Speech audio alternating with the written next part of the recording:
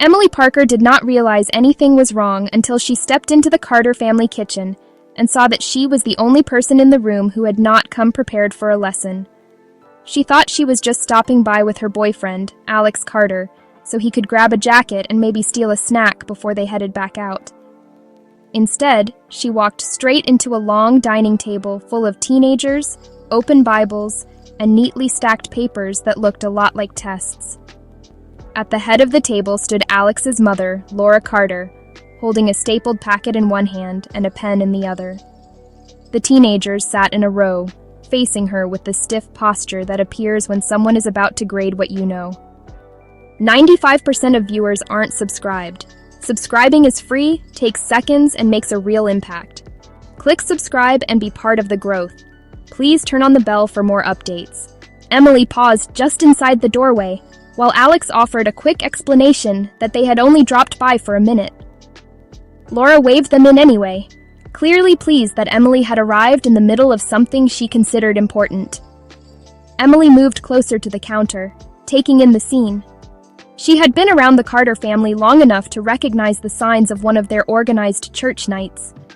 Their home functioned as an extension of the large Southern Baptist congregation they attended. She knew some of the teens from past visits and from polite introductions after services. On the surface, everything looked routine, but Emily still felt slightly out of place. Her own background was different. She had grown up in a quieter parish, worn plaid uniforms through Catholic school, memorized prayers and passages in a setting that felt structured, but in a different way.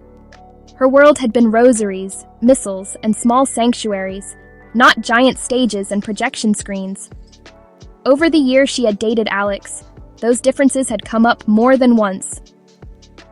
Laura stepped over to the counter and picked up a single sheet from the stack resting beside her. Without much hesitation, she held it out toward Emily, as if this had been the plan all along.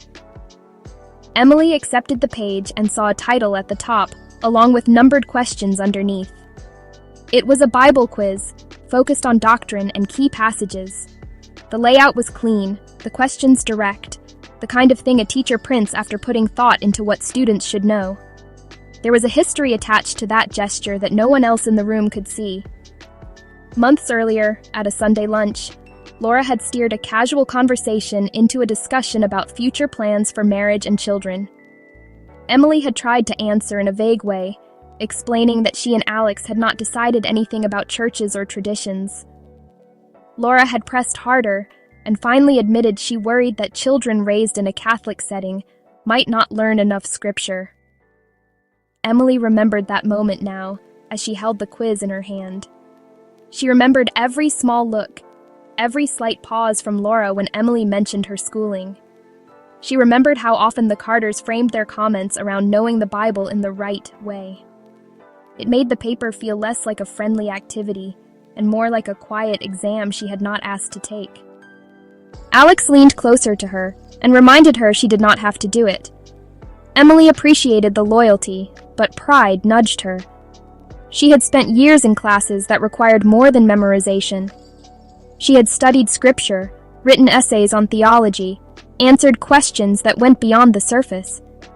There was a part of her that wanted to set the paper down and walk away, but another part of her wanted to show that being Catholic did not make her uninformed. She found a pen on the counter and moved to an empty corner of the kitchen. The first question came easily, and so did the next. Her hand moved steadily across the page as she filled in answer after answer. A few questions were clearly written from a Protestant perspective, but they still touched on concepts she knew well. She answered them according to what she had been taught, not bending her understanding to match the assumptions of the room. Only one question made her pause, a doctrinal point she knew differed between traditions. She thought for a moment, then wrote what she believed and what she had learned, knowing it would not perfectly align with Laura's answer key. When she was done, she returned the quiz to Laura. The teens were finishing theirs as well. Laura collected everything and began moving through the quiz with the group, using each question as a springboard into a short explanation.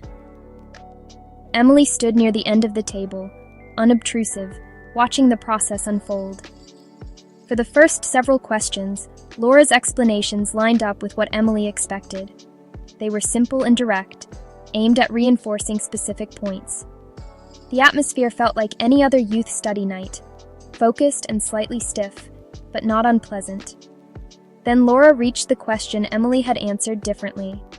She read the answer from her key and launched into a quick teaching moment built around her own denomination's doctrine. Listening to it, Emily realized the question itself had been vague. It assumed one framework as default and ignored that other Christians might answer differently without being wrong. She let the explanation finish, and then, almost against her better judgment, mentioned that the question could be answered another way depending on someone's background. Her tone stayed light. She did not contradict anyone. She simply added that the wording left room for more than one legitimate response. One of the teens turned toward her with open curiosity and wanted to know more. Emily described the version she had learned, laying out the difference the way her teachers had once done for her. She did not argue. She did not say one tradition was better. She simply explained how her church approached the question. Another teen followed up with a question of their own. The circle around her widened slightly as more of them shifted their attention to her. Emily kept her responses factual and straightforward. Whenever a misunderstanding surfaced, especially about Catholic belief, she gently cleared it up. Some of the teens seemed surprised to hear that much of what they had assumed was inaccurate. Others seemed intrigued by the idea that Christianity contained more variation than they had realized. From Emily's perspective, the conversation was calm and interesting. It felt like what good study should look like, people comparing notes and learning from each other. From Laura's perspective, the mood was very different. Emily could feel that from the way Laura's shoulders tightened and the way her gaze stayed fixed on her rather than the teens. Daniel Carter stood a few steps back with his arms folded, watching but not intervening. Every time Emily clarified something, Laura added a comment meant to steer the narrative back toward her original explanation.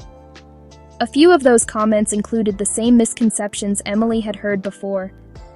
Each time that happened, Emily felt torn. Leaving the misconception alone felt dishonest, especially when the teens were clearly listening to both women. Correcting it risked deepening the tension that was gathering like a storm cloud over the end of the table. She chose a middle path, correcting only what seemed essential and always phrasing her clarification as gently as she could manage.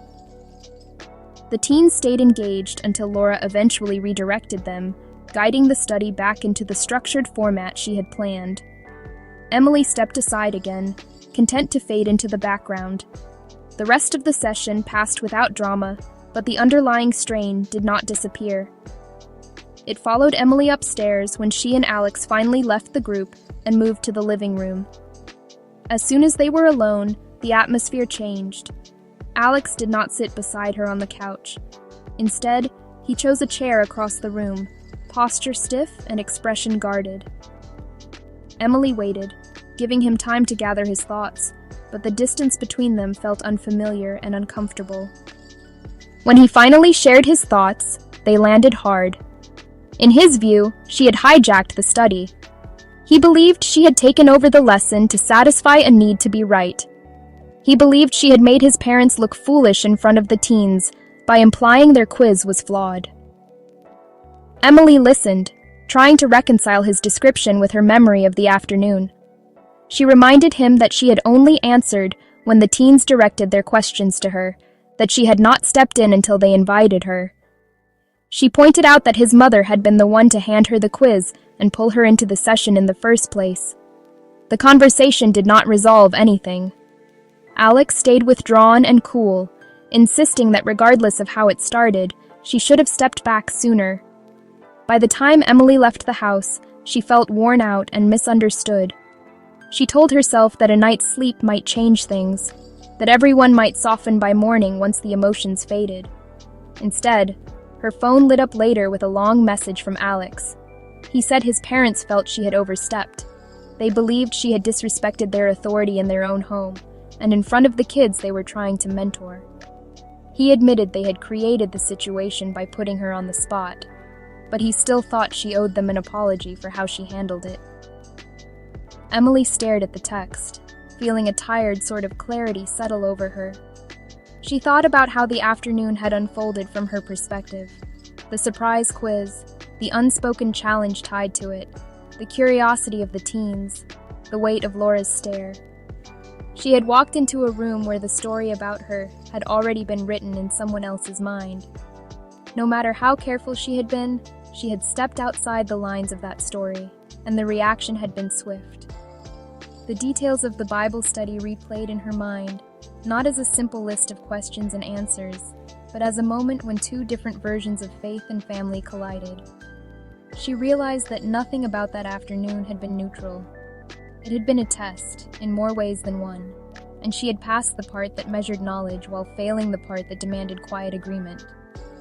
By the time she put her phone down, Emily understood that the quiz, the conversation, and the cold distance afterward had exposed something she could not ignore. The next time she walked into the Carter kitchen, if she walked in at all, everything would feel different. Thanks for watching Story Frame. Don't forget to like, subscribe, and turn on the bell for more updates. See you in the next video.